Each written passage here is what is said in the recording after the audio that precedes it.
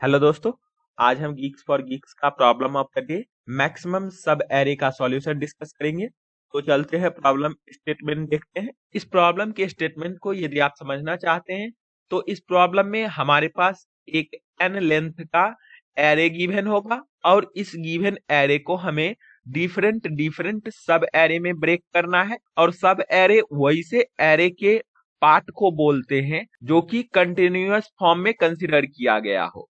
जैसे यदि हमारे पास एरे का एलिमेंट कुछ इस तरीके से होता, तो यदि BC को या फिर AB को कंसिडर करते कंटिन्यूअस फॉर्म में, तो ये एक हमारा सब एरे होता इस पूरे ABCD एलिमेंट के एरे का। और इस प्रॉब्लम में ये जो सब एरे हम बनाएंगे उसमें सिर्फ और सिर्फ पॉजिटिव इंटीजर या फिर जीरो वैल्यू रख सकते हैं और इन सभी सब एरे के एलिमेंट का सम हमें फाइंड करना है और जिन सब एरे के एलिमेंट का सम मैक्सिमम होगा उस सब एरे को एज ए आंसर हमें रिटर्न करना है। और यदि दो डिफरेंट सब एरे के एलिमेंट का सम इक्वल आ जाता है उस केस में हमें वैसे सब एरे को रिटर्न करना है जिस सब एरे में मैक्सिमम नंबर ऑफ एलिमेंट है, मतलब लेंथ जिसका सबसे ज्यादा होगा।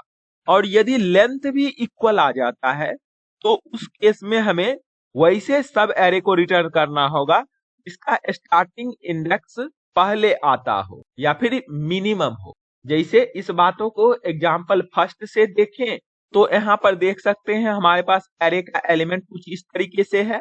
अब यदि इस पूरे एरे को एज ए सब एरे कंसिडर कर लें तो उसमें आप देखेंगे कि सिर्फ और सिर्फ पॉजिटिव इंटीजर ही है और उसका सम आप देखें तो 6 है जो कि मैक्सिमम होगा इस एरे के लिए किसी भी सब एरे के कंपेयर में। इसीलिए इस कंप्लीट एरे को रिटर्न किया गया है as a answer. Similarly example 2 को देखें तो यहाँ पर हमारे पास n का वैल्यू 2 है, मतलब 2 लेंथ का एरे गिवन है और उसका एलिमेंट कुछ इस तरीके से है। अब यदि इस एरे को आप डिवाइड करें सब एरे में तो सिर्फ एक ही सब एरे ऐसा है जिसमें पॉजिटिव एलिमेंट आएंगे और उसका सम 2 होगा, इसीलिए यहाँ पर 2 रिटर्न किया गया है। और इस प्रॉब्लम में यदि आपके पास ऐसा कोई सब एरे एग्जिस्ट नहीं करता है गिवन एरे में तो उस केस में -1 रिटर्न करना होगा। अब यदि इस प्रॉब्लम का कंस्ट्रेंट देखें तो यहाँ पर हमारे पास n का मैक्सिमम लेंथ 10⁵ हो सकता है और एरे में एलिमेंट का वैल्यू इस रेंज में लाई करेगा। और इस प्रॉब्लम को हमें सॉल्व करना है big of n time complexity में यूजिंग कांस्टेंट एक्स्ट्रा स्पेस। तो हम चलते हैं गिवन टाइम कम्प्लेक्सिटी और स्पेस कम्प्लेक्सिटी में किस तरीके से सॉल्व करें अपने प्रॉब्लम को। अब ये लॉजिक देखते हैं। सबसे पहले हम ये समझते हैं कि गिवन एरे में डिफरेंट डिफरेंट पॉसिबल सब एरे क्या पॉसिबल है। यहाँ पर यदि आप ऑब्जर्व करें तो देखेंगे कि ये एक सब एरे पॉसिबल है जिसमें सिर्फ और सिर्फ पॉजिटिव इंटीजर ही है। सिमिलरली इस पार्ट को भी आप कंसिडर कर सकते हैं, सिमिलरली इस पूरे एरे को भी कंसिडर कर सकते हैं। और यहाँ पर देखेंगे कि यदि इस छोटे वाले 1 लेंथ के सब एरे में इस 2 को ऐड कर देंगे जो कि पॉजिटिव नंबर है, तो पॉजिटिव नंबर में पॉजिटिव वैल्यू ऐड करेंगे तो हमारा ऑब्वियसली जो सम का वैल्यू होगा वो इंक्रीज ही होगा। सम मतलब जो गिवन सब एरे हम कंस्ट्रक्ट किए हैं उसमें इस 2 को ऐड करेंगे और सिमिलरली 1 2 के सब एरे में 3 को यदि ऐड करेंगे तो ऑब्वियसली सम हमारा इंक्रीज ही होगा। मतलब यदि इस गिवन एरे को हम ऑब्जर्व करें तो यहाँ पर सिर्फ एक निगेटिव इंटीजर है। इसका मतलब ये हुआ कि इस पोजीशन से इस पोजीशन तक हमारा एक सब एरे का पार्ट होगा और एक सब एरे हमारा ये होगा और इसके सम को ही हमें कंपेयर करना है। यहाँ पर सब एरे डिफरेंट डिफरेंट बहुत एग्जिस्ट करेंगे लेकिन मैक्सिमम लेंथ यहाँ पर इस पूरे पार्ट को कंसिडर करेंगे, उसी से हमारा मैक्सिमम वैल्यू आएगा सम का। इसीलिए हम इस पूरे पार्ट को कंसिडर किए हैं जब तक हमारा निगेटिव इंटीजर नहीं आता है। और इसका सम देखेंगे तो 6 आएगा और इसका भी सम देखेंगे तो 6 आएगा। और यहाँ पर देख सकते हैं इस दोनों का सम इक्वल है, इसीलिए अब हम इन दोनों के लेंथ में कंपैरिजन करेंगे। लेंथ में आप देखेंगे कि इसका लेंथ 3 है और इसका लेंथ 4 है, और जिसका लेंथ ज्यादा होगा उस पार्ट को हमें रिटर्न करना है। तो हमारा इस केस का आंसर ये पूरा पार्ट हो जाएगा। और यदि हमारे पास इस दोनों एलिमेंट के बदले यहाँ पर 3 ही होता, तो आप देखेंगे कि दोनों सब एरे में नंबर ऑफ एलिमेंट भी सेम हो जाता, जो कि 3 हो जाता। उस केस में वैसे सब एरे को हमें रिटर्न करना होता जिसका स्टार्टिंग इंडेक्स मिनिमम हो, और इस सब एरे का पार्ट आप देखेंगे तो इसका स्टार्टिंग इंडेक्स 0 है और इसका स्टार्टिंग इंडेक्स 4 है, इसीलिए इस पार्ट को रिटर्न करना होता उस केस में। तो चलते हैं, ऐसा ही लॉजिक हम अपने कोड में इंप्लीमेंट करेंगे। यहाँ पर सबसे पहले हम जावा कोड डिस्कस करेंगे। यहाँ हमें फाइंड सब एरे फंक्शन गिवन है, इसे ही कंप्लीट करना है। उसके लिए हम एक सम नाम का वेरिएबल 0 से लॉन्ग टाइप का इनिशियलाइज किया है। ये यहाँ पर स्टोर करेगा कि करेंट रनिंग सब एरे का एलिमेंट के सम कितने हैं, उसका वैल्यू क्या है, वो इस सम में स्टोर करेंगे। और करेंट रनिंग सब एरे जो है उसका लेंथ कितना है वो एल में, और उसका स्टार्टिंग इंडेक्स क्या है। अब यदि यहाँ पर देखें तो एरे में maximum element 10 to the power 5 हो सकते हैं और उसका वैल्यू भी मैक्सिमम 10 to the power 5 हो सकता है। अब यदि वर्स्ट केस में देखें कि मैक्सिमम सम पॉसिबल कितना है सब एरे का, तो वो आपको मिलेगा 10 to the power 10, क्योंकि इस दोनों का प्रोडक्ट ही सम हो सकता है, और ये आप देखेंगे कि इंट के रेंज से बाहर है, इसीलिए यहाँ पर हम लॉन्ग डाटा टाइप यूज किए हैं। सिमिलरली फिर एक लॉन्ग मैक्स वेरिएबल 0 से इनिशियलाइज किया है, और L1 भी 0 से, और IDX1 -1 से।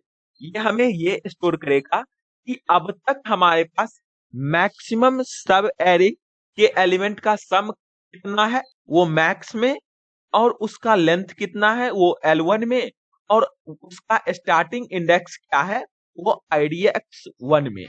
और उसके बाद हम एक फॉर लूप रन करेंगे जो कि 0 से n तक रन करेगा, मतलब इस गिवन एरे को लेफ्ट टू राइट इटरेट करेंगे। और इस लूप के अंदर आते ही हम चेक करेंगे कि क्या हमारा एरे का जो एलिमेंट है वो नॉन निगेटिव तो नहीं है।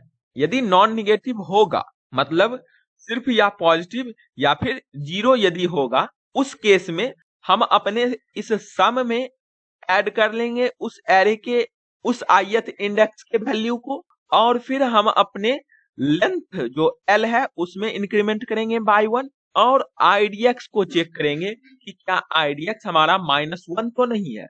यदि -1 होगा उस केस में हम IDX को अपडेट करेंगे, क्योंकि यदि आपके पास कोई एरे कुछ इस तरीके से होता तो उस केस में इस पोजीशन पर, मतलब 0th इंडेक्स पे IDX का वैल्यू तो हमारा -1 होता, लेकिन इस पोजीशन पर हम जब स्टार्ट कर रहे हैं तो 0 होना चाहिए, क्योंकि इसका इंडेक्स का वैल्यू 0 है।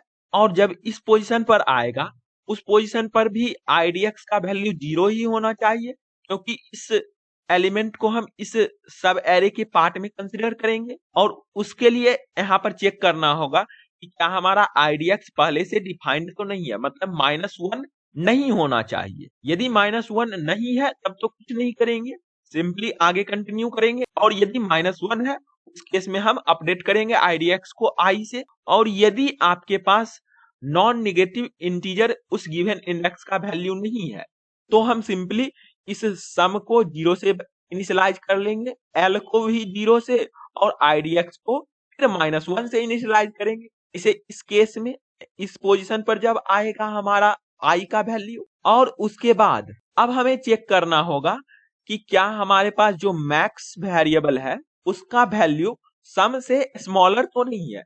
यदि स्मॉलर होगा उस केस में हमें मैक्स को अपडेट करना होगा सम से, IDX1 को IDX से, और L1 को L से। और यदि मैक्स का वैल्यू सम के इक्वल होगा उस केस में हमें चेक करना होगा कि लेंथ जो अभी हमारे पास मैक्स का है L1 वो क्या लेस देन L है। यदि लेस देन L होगा तो भी हमें अपडेट करना होगा मैक्स IDX1 और L1 को। और इस फॉर लूप को कंप्लीट होते ही उसके बाद हमारे पास इस मैक्स IDX1 और L1 ये तीनों अपडेटेड फॉर्म रहेगा। और यदि L1 लेंथ जो है वो 0 होता है, उस केस में हमें सिंपली -1 रिटर्न करना होगा, जैसा इस प्रॉब्लम में यहाँ पर बोला गया था। और उसके लिए हम न्यू एरे लिस्ट बना करके उसमें -1 पुट करके रिटर्न कर दिए हैं सिंपली। और नहीं तो फिर हम एक एरे लिस्ट नाम का बनाएंगे और उसमें हमें एलिमेंट ऐड करना होगा IDX 1 से स्टार्ट करके, जब तक हमारे पास एरे के एलिमेंट एग्जिस्ट करेंगे और वो एरे के एलिमेंट नॉन नेगेटिव होना चाहिए। और लूप के अंदर हम सिंपली ऐड कर लेंगे उस a ऑफ I को और लास्ट में इसी लिस्ट को रिटर्न कर देंगे एज ए आंसर। तो इस कोड को सबमिट करते हैं और देखते हैं कि क्या ये रन करता है।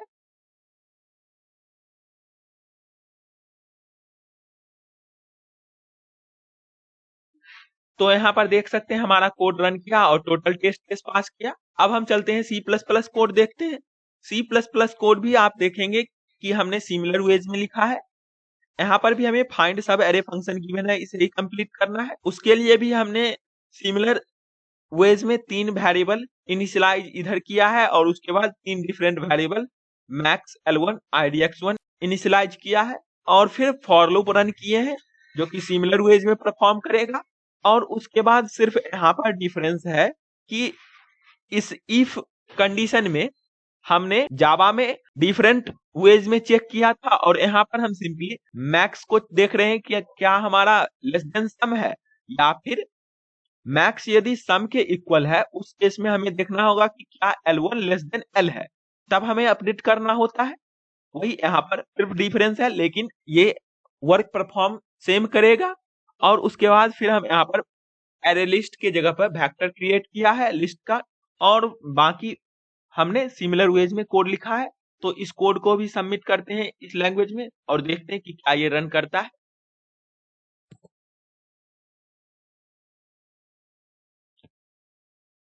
तो यहाँ पर देख सकते हैं हमारा कोड रन किया और टोटल टेस्ट केस पास किया। अब यदि इस कोड का टाइम कम्प्लेक्सिटी देखें तो यहाँ पर सिर्फ देख सकते हैं हमने ये for loop big of n time run कर रहा है और ये फॉर लूप भी हमारा वर्स्ट केस में big of n time run करेगा। तो ओवरऑल कम्प्लेक्सिटी हमारा big of n plus big of n ही होगा। और स्पेस यदि आप देखें तो यहाँ पर ये 6 डिफरेंट वेरिएबल स्टोर किए हैं जो कि कांस्टेंट ही कहलाएगा, इसीलिए यहाँ पर बिग ऑफ 1 स्पेस कम्प्लेक्सिटी हो गया।